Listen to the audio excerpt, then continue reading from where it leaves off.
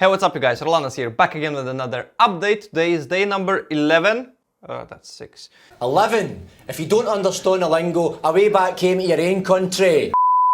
After my hair transplant with Dr. Bruno Ferreira in Portugal, for those of you who are new here, this is my second hair transplant. I was Norwood 5A. Altogether I had implanted 6,540 grafts over 2 surgeries in the frontal area, mid-scalp and top of the crown, and as well as a little bit of temple peaks over here. Just 100 grafts in each area.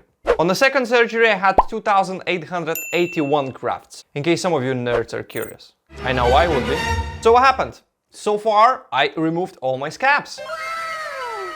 I was really looking forward to this date just to see how my density gonna look like, because as you know, after you remove all the scabs, you are able to see pretty much your final best case scenario result. Because not everything gonna grow after 3 to 6 months. We all know in hair transplant it's impossible to have 100% survival rate, but normally it's over 90%. And let me tell you something, it looks absolutely incredible. I already even forgot the feeling to have full set of hair. You know, like, of course the hair is not like super long, especially in the mid-scalp right now, because I just removed the scabs and this extremely short. Nonetheless, when you're brushing your hands through the whole top, there is hair. Oh yeah. It might sound funny for some people, but you know, if you're coming from Norwood 5, which like the whole top was bald basically, for many years, this kind of feeling is really cool feeling. And in this video we're gonna have a look how my recipient area looks like overall in various light conditions, of course, after scabs are removed, how my donor area looks like, because after this amount of grafts, 6,500 grafts of like extracted from the donor, that's a lot of extractions. You know, personally, I would be really curious to see how is it developing, you know what I mean? Before we jump into the close-ups, I want to address a couple of questions that I got on my previous video, which was posted yesterday about oral minoxidil. Okay, question number 1 from Hugo. Given the consequences of oral minoxidil, where myocardial damage can occur, and given that you use finasteride, do you think it's not a little too much medication?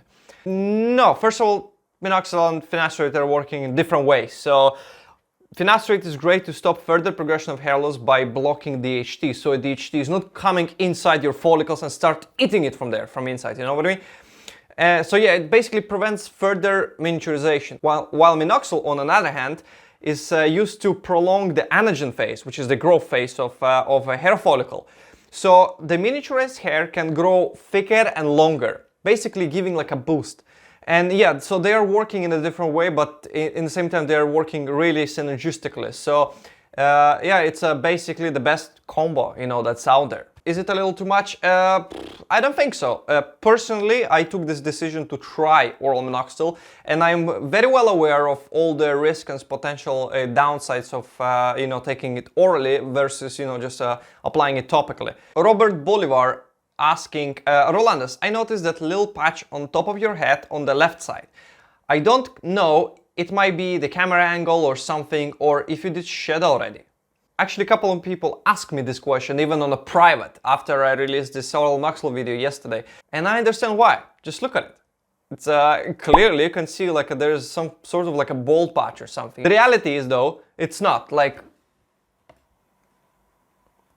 it doesn't look like there is any bald patches, and it was literally in this area. So it's a combination of LED lamp, transplant, because we know transplant is just an illusion of density, aloe vera gel to make the scalp more shining, and short hair.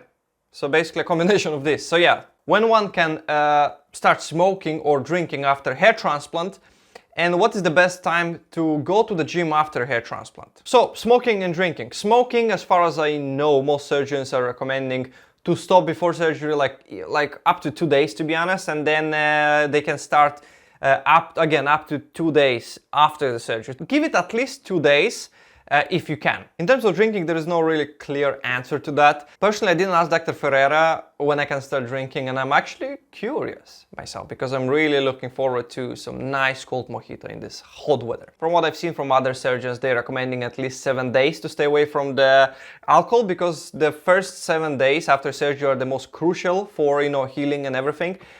But it's really best idea to stay away for basically as long as you can, for up to 1 month. After 1 month, you're definitely gonna be alright. Another question is coming from Michael L. Rolandas, I just do not understand why you need to take another medication. After the results of this second surgery comes, about your head will look amazing and filled with 90% DHT resistant, for the most part, donor hair. Can you explain? Mid-scalp and crown has not been transplanted super densely. I had only around like 1,800 to maybe 2,000 grafts, plus minus, in that area. The plan was to create about 40 to 45 grafts per centimeter square density, especially in the mid-scalp, not just with the transplanted hair, but together with the native hair. So I would eyeball, I had like roughly 20 to 30 grafts per centimeter square implanted in my mid-scalp and crown. Another area would be the temple peaks. Temple peaks had only 100 grafts roughly, you know, in each side implanted, so that's again not really that much, especially considering it's fine single grafts to kind of basically structure it, and that's it. And I've got a lot of miniaturized hair in these areas, so Minoxidil will really give a great boost to basically all of these areas that I mentioned. And last but not least, my crown. So I had only transplanted into the very top of the crown, which is like basically a little bit, and mid crown, not mid-scalp, but mid-crown, has still quite a lot of miniaturization. So yeah, I found a couple of these questions kind of interesting and I wanted to point out in the video. And without further ado, let's just jump into the close-ups.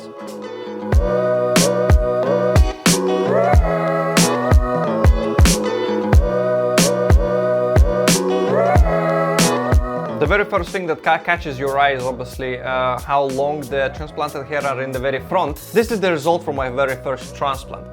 And if you look at the mid-scalp especially, the hair are like, they barely just sprouted, like a super, you know, short. So there is quite of a disconnect, if you will. But nonetheless, looks really great. There's a little spot in my right temple over here that it looks like it's like empty in there. Either I lost the hair together with the scab when I was removing them, or there was quite a few native hair that Dr. Ferrer just didn't want to, you know, go through. So he left this area, and it could possibly, you know, because of the surgery was like a shock loss or something. But yeah, nonetheless, I'm pretty sure gonna be looking really good. And if you look actually closer on this picture, you're gonna see, if you zoom in, there are some hairs, but they're like a really thin and miniaturized. Hence why, like I said, Minoxidil. Look at that donor, it's crazy. In front of the window, like, of course it's shining through, you know, direct sunlight, and some aloe vera in the donor makes it a little bit more shiny, but it's still like day 11. It's only day 11, it's not even 2 weeks after my surgery, and my donor is already looking pretty good, in my opinion.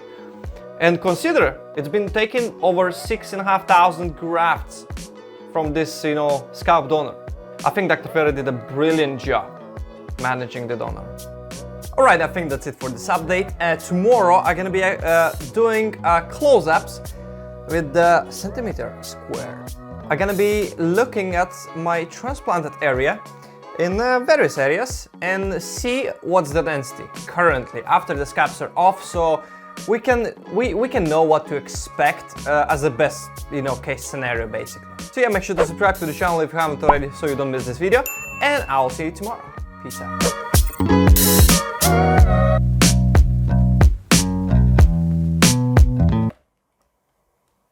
What is it? There we go. LED lamp.